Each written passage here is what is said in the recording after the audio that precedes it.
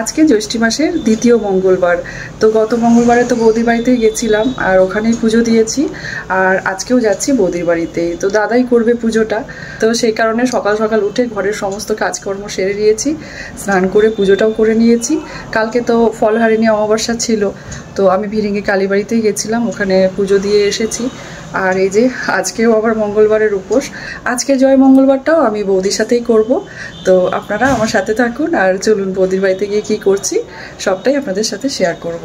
আকাশের অবস্থা মানে একদম ভালো না, সকাল থেকেই বৃষ্টি হচ্ছিল, কিছুক্ষণ পরপরই বৃষ্টি, এখন আবার দেখছি রোদ উঠেছে। একটু আগেই দেখলাম মেঘ করেছে, মনে হচ্ছিল বৃষ্টি হবে, বেরিয়ে যায় আবার কখন বৃষ্টি নেমে যাবে তার কোনো ঠিক নেই। চলুন সাথে থাকুন আর বৌদির বাড়িতে গিয়ে কি করছি সবটাই আপনাদের সাথে শেয়ার করব। বৌদির বাড়ি ঠাকুরের আসনে আছে দক্ষিণাকালী, আর আজকে মাকে বৌদি এত সুন্দর করে সাজিয়েছে লাল জবা দিয়ে, ফুলের মালা দিয়ে, আর আমার পুজোর ডালাটাও কিন্তু বৌদি সাজিয়ে দিয়েছিল। সবকিছু রেডি করে নেওয়ার পর দাদা এবার বসে পড়েছেন পুজো করতে। তো দাদা সকাল সকাল পুজোটা সেরেই নিচে চলে গেছিলেন, আর নিচের ঘরে দাদার চেম্বার আছে। তো প্রত্যেক শনিবার আর মঙ্গলবার দাদা 11টা থেকে 5টা অবধি নিজের চেম্বারে বসেন। তো আপনারা অনেকেই কমেন্ট করেছিলেন এবং দাদার ফোন নাম্বারও চেয়েছিলেন। তো আমি কিন্তু আপনাদের সকলেরই কমেন্টের উত্তর দিয়েছি এবং দাদার নাম্বার দিয়ে দিয়েছি। আপনারা যারা যারা ইচ্ছুক দাদার সাথে যোগাযোগ করতে চান তো অবশ্যই দাদার বাড়িতে এসে যোগাযোগ করে নিতে পারেন। তো যাই হোক, পুজো দেওয়া হয়ে গেছিলো, আর তারপর বৌদি এই যে বানিয়ে দিয়েছে আমাকে ঠান্ডা আমপান্নার শরবত, আর এই যে শরবতটা আমি খেয়ে নিলাম। সবাইকে জয়গুরু। মায়েদেরকে বলছি আমার ঠাকুরকে নিয়ে জ্যৈষ্ঠ মাসের মঙ্গলবার সুন্দরভাবে ঠাকুরকে নিয়ে আমি আছি এখানে বাড়িতে। আমরা স্বামী স্ত্রী, আমার একটা নাতি আছে, মেয়ের বিয়ে হলো, সব কিন্তু ঠাকুরের দয়া। আমার যা কিছু দেখছেন সব ঠাকুরের দয়াতে। এই যে জ্যৈষ্ঠ মাসের মঙ্গলবার সবাইকে করি, সবাইকে নিয়েই করি, সেটাই কিন্তু ঠাকুরের দয়াতে। কে কখন আসে আমার বাড়িতে আমি নিজেই জানি না। ঠাকুরকে নিয়ে চলি, আমরা সবাই মিলে খুব সুন্দর আছি, ভালো আছি। এটাই আপনাদেরকে বলি যে সবাইকে মিলেমিশে সবাই মিলে চলবেন, একত্র হন, ঠাকুরকে নিয়ে চলুন। আমি ঠাকুর ছাড়া কিছুই চিনি না, যা কিছু দেখছেন আমার সব ঠাকুর নিয়েই কিনি। সন্ধেবেলায় মন্দিরে যাই, মন্দিরে যেয়ে প্রার্থনা করি, ঠাকুরের প্রসাদ নিয়ে মায়েদের সাথে গল্প করি। মাতৃ সম্মেলনে মাঝে মাঝে যাই, খুব একটা যেতে পারি না, কেন আমার বাড়িতেই ঠাকুর আছেন, সবসময় প্রচুর ভিড়, আমি যেতেই পারি না। নিচে দুটো দাদা থাকেন আমার কাছে, দাদাদের চা আমাদের সব কিছু নিয়ে পড়েই আমার সংসার। স্বামী স্ত্রী আমরা খুব ভালোই আছি, ঠাকুরকে নিয়ে চলছি। আমার বাবা কালী নিয়ে থাকতো, বালিজুড়িতে আমার বাড়ি। এবার আমার মা সবাই মিলে আইবড়ো সময় যখন আমি ছিলাম আইবড়ো, তখন থেকে দেখছি সবাই মায়েরা জ্যৈষ্ঠ মাসে মঙ্গলবার করতো। তখন থেকেই মায়ের কাছে আমি জ্যৈষ্ঠ মাসের মঙ্গলবার ধরেছি। তখন কিন্তু আমার বিয়ে হয়নি। মা বলতো করবি, দেখবি সংসার ভালো হবে, সুন্দর হবে, সবাইকে নিয়ে চলবি একসাথে। জ্যৈষ্ঠ মাসের মঙ্গলবার করে সত্যিকারের আমরা ভালো আছি, ঠাকুরকে পেলাম। খেপা মায়ের ভক্ত আমরা। আমার বাবা খেপা মায়ের পুজো করতেন, আমার মাও ছিলেন খেপা মায়ের ভক্ত। আমার দাদাদিকেও দেখছেন, দাদা বৌদি আমরা সবাই ঠাকুর নিয়ে চলি, বৌদিরা সবাই আমরা খেপা মাকে নিয়েই চলি। খেপা মায়ের মাধ্যমেই আমি এই ঠাকুরকে পেলাম। খেপা মাই বলল যে যা, ওখানেই যা, গিয়ে তুই সব পাবি। আমি এসে পড়ে দেখছি সত্যি ঠাকুরের জগৎটা এমন আমরা জানতামই না। ছোটোর থেকেই খেপাকালী নিয়ে আমরা চলি। আমার বাবা, আমার মা, আমার দাদা, বৌদি সবাই আমরা খেপা মায়ের ভক্ত। দাদা সেদিন বলছে, আমি গেছিলাম থাকবার জন্য, কিন্তু দাদা বলছে আজ থাক, আজকে আমাদের কালী মায়ের পুজো আছে এখানে, দেখে পড়ে যাবি সোমবারে। আমি ঠাকুরকে এতই ভালোবাসি যে সৎসঙ্গর সময় আমার খুব মন খারাপ করে। আমি তখনই বললাম দাদা না আর থাকবো না, আমি ওখানে যেই পুজো দিঘা। তো এটাই আমার ঠাকুরের বলা সবারই কাছে, সবাই ঠাকুর নিয়ে চলুন। আমি সব মায়েদেরকে বলতে চাইছি, কেউ যদি ইচ্ছুক হন যে আমার সাথে মঙ্গলবার করবেন, তাহলে আমার বাড়িতে এসে পড়ে আমার সাথেই মঙ্গলবার করতে পারেন। আমি সবাইকে নিয়ে চলি, সবাইকে নিয়েই চলব, আমি কাউকে বাদ দেওয়ার নয়। জয় গুরু। তো বৌদির বাড়িতে এসেছি, আর এখানে কিন্তু আমার খুব ভালো লাগে, এত শান্তি লাগে। বৌদির এই ঠাকুরের এই মন্দির দেখলে মনে হয় যেন সত্যিকারের মন্দিরেই আছি। আর বৌদি কিন্তু খুব সুন্দর করে, মানে এত সুন্দর করে গুছিয়ে পুজো করে, আর মায়ের এই মূর্তি দেখে, বিগ্রহ দেখে তো আমি একদম মুগ্ধ হয়ে গেছি। আজকে বৌদি এত সুন্দর করে সাজিয়েছে মায়ের এই বিগ্রহকে, ফল দিয়ে, ফুল দিয়ে, আপনাদেরকে তো দেখালাম। তো মায়ের কৃপায় আমি বলবো সবাই আপনারা খুব ভালো থাকুন, সুস্থ থাকুন, আর আমি খুব ভাগ্যবান যে বৌদির সংস্পর্শে আসতে পেরেছি। বৌদির সাথে থেকে আমি অনেক কিছুই শিখেছি। দাদা তো আমাদের গুরুদেবের মতনই, আর বৌদিকেও আমি সেরকমভাবেই মানি। আর সবসময় বলি বৌদি এত সুন্দর করে পুজো করে, আপনাদের সামনে আমি তুলে ধরি বৌদির এই ঠাকুরের মন্দির। আর সত্যি কিন্তু এখানে খুব মানে আসলে মানসিক শান্তিও পাওয়া যায়। বসে থাকলে মনে হয় যেন আর উঠবো না, আর কোথাও যাবো না, মানে চুপচাপ মনে হয় বসে থাকি। বৌদি এত সুন্দর করে গুছিয়ে নিষ্ঠাভাবে পুজোটা করে, তো সত্যি খুব ভালো লাগছে আমার। আজকে মঙ্গলবারগুলো আজকে মানে বৌদির সাথে আমি করতে পারছি। গত মঙ্গলবারটাও বৌদির সাথেই করেছি পুজোটা, আর এবারও করতে পেরেছি। তো সবই ঠাকুরের ইচ্ছা, ঠাকুরের ইচ্ছা না থাকলে কিছুই হয় না। তো যাই হোক, বৌদির এই পুজোটা আপনাদের সাথেও শেয়ার করলাম। আপনারা কমেন্ট করে জানাবেন আপনাদের কেমন লেগেছে।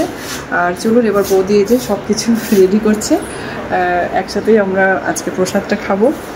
আর এই জয়মঙ্গলবারগুলোতে দেখবেন মুড়ি চিড়ে খেতে কিন্তু খুব ভালো লাগে। আর তার মধ্যে যদি এত সুন্দর করে কেউ সাজিয়ে গুছিয়ে খেতে দেয় তাহলে তো বলারই নেই। আর বৌদি এত সুন্দর করে সব কিছু আমাকে গুছিয়ে খেতে দিয়েছিল, আমার তো খুব ভালো লেগেছে। প্রত্যেক দিন তো নিজে হাতে নিয়েই খাই, তাই আজকে বৌদির সাথে একসাথে বসে আর এই যে বৌদির হাতে দেওয়া এই প্রসাদটা খেতে পেরে আমার তো খুব ভালো লাগছে। তো যাই হোক, মায়ের কাছে প্রার্থনা করি আমরা যেন প্রতি বছর এইভাবেই একসাথে বসে মায়ের প্রসাদ খেতে পারি। আর এই যে দাদা তো পায়ে লেগেছে, দাদার কিছুদিন আগে মানে পায়ে একটু লেগে গেছিলো, তো সেই কারণে দাদার একটু কষ্টই হচ্ছে। তো যাই হোক, আজকে তো লোকজন বাড়িতে অনেক নিচে থাকে আর কি, ওপর নিচে ওঠা নামা করতে দাদার আজকে একটু কষ্টই হচ্ছিল। আর তারপরে যে দাদার খাওয়ার টাইম হয়ে গেছে, বৌদি দাদাকে খেতে দিয়ে দিয়েছে। আর বৌদি কিন্তু আজকে অনেক কিছুই রান্না করেছে। আর একটা ডাল বানিয়েছে বৌদি খেরো দিয়ে, মুসুরির ডাল, সেটা কিন্তু খুব টেস্টি হয়েছিল। আমি মুড়ির সাথে খেলাম ডালটা, আমার কিন্তু খুব ভালো লেগেছে। বৌদি কিন্তু সত্যি কথা বলতে খুব দারুণ রান্না করে। শনি মঙ্গলবার আমার জ্যোতিষী চেম্বার, আপনারা তো জানেন। ঠাকুরকে নিয়ে আমরা চলার চেষ্টা করি। গুরু কিঙ্কর আমার ঋত্বিক বাবা জ্যোতিষী ছিলেন। গুরু কিঙ্কর দা সৎসঙ্গ থেকে আমাকে জ্যোতিষী শিখিয়েছে। পরম পুজো আচার্যদেব আমাকে জ্যোতিষ আচার্য উপাধি দিয়েছেন। পাথর মাদুলি কবচ যে সকল ঠাকুরের বিধি, ঠাকুরের নীতি, মানুষকে সেই পথ দেখিয়ে পদে তাদেরকে সন্তুষ্ট করে ঠাকুরের চরণে তাদের আশ্রয় করে দিয়ে, এর থেকে নিরাপদ আশ্রয় পৃথিবীতে কোথাও নেই। জ্যোতিষ ধরে করতে চায় যে বাঁচা বাড়ার কিস্তি মাত, জীবন চলনায় চলতে যে খাবি খেয়ে তুলিস। জ্যোতিষী কারোর ভাগ্য চেঞ্জ করতে পারে না। ঠাকুরের একটা সুন্দর বাণী। তো গুরু কিঙ্কর দাকে ঠাকুর তৈরি করেছিলেন জ্যোতিষ। গুরু কিঙ্কর দা আমার ঋত্বিক, তিনি আমাকে তৈরি করলেন। তার দয়ায় পবিত্র পাঞ্জাও পেয়েছেন। মানুষকে নিয়ে চলার একটা আনন্দ সে শ্রী ঠাকুর অনুকূল চন্দ্রকে না পেলে বুঝতে পারতাম না। এত এত মানুষ আসে সমস্যা নিয়ে। শনি মঙ্গলবার প্রচুর ভিড় হয় বাড়িতে। আমার কোনো ফিজ নেই, কোনো পাথর, কোনো এরকম কোনো কারবার নেই। মানুষ নির্দ্বিধায় আমার কাছে আসে অনেক দুঃখ কষ্ট নিয়ে। যখন মানুষগুলো বাড়ি থেকে যায় আমার সঙ্গে, যখন আমি যাদেরকে যাজন, অ্যাকচুয়ালি আমি যাজন করি, যখন যায় মানুষগুলো হাসতে হাসতে যায়। তো আমার মিসেস সারাদিন চা সেবা দেয়, সারাদিন সকাল থেকে রাত্রি অবধি চা সেবা দেয়। কোনো দূর থেকে মানুষের তাদের মুড়ি দেওয়া হয়, কাউকে ভাত খাওয়া হয়, কোনো আমরা সেবাটা দিতে ভালোবাসি। তো আমি একটা জিনিস দেখলাম যে মানুষগুলো এতদিন ধরে রেখেছে, আসা যাওয়ার সমস্যাগুলো করছে, কিন্তু ঠাকুরকে মাথায় নিয়ে। আমার 3 মাস 4 মাস 6 মাস লাগে একটা যাজন কমপ্লিট করতে। যাজন ছাড়া কিন্তু আমি দীক্ষা দিই না। ঠাকুরকে আগে বোঝায়, ঠাকুর এই, ঠাকুরকে ধরে এই করো, ঠাকুরকে প্রণাম করতে শেখায়, ঠাকুরের নীতি পড়ায়। অনেক সময় সত্যানুষ্ঠান মানুষকে বলি যে এটা পড়ে দেখো ঠাকুর কী বলতে চাইছেন। গুরু পরিবার আমাকে খুব ভালোবাসেন। গুরু পরিবারের সৌভাগ্য, আমার গুরু পরিবারের সব দাদারা মায়েরা আমাকে চেনে, এটা আমার চরম সৌভাগ্য। শ্রী ঠাকুরের দয়া, এটা আমার সব থেকে বড় জিনিস। আচার্যদেব তো দয়া করেছেন, অবিন্দার স্পর্শ পেয়েছি। তো আমার এটাই বলার যে কর্মই ধর্ম।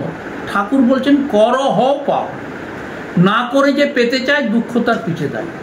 অনেক মানুষ আসে এসে বলে দাদা এটা করে দেন, এবং দেখুন আমার যদি ওই লটারির টিকিটটা বলে দেওয়ার ক্ষমতা থাকতো তাহলে লটারির টিকিটটা আমি নিজেই কাটতাম।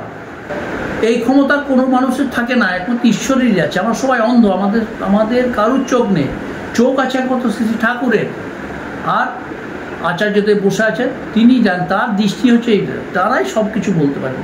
তো না করে যে পেতে চায় দুঃখ, মানুষকে করার পথ দেখিয়ে দিই।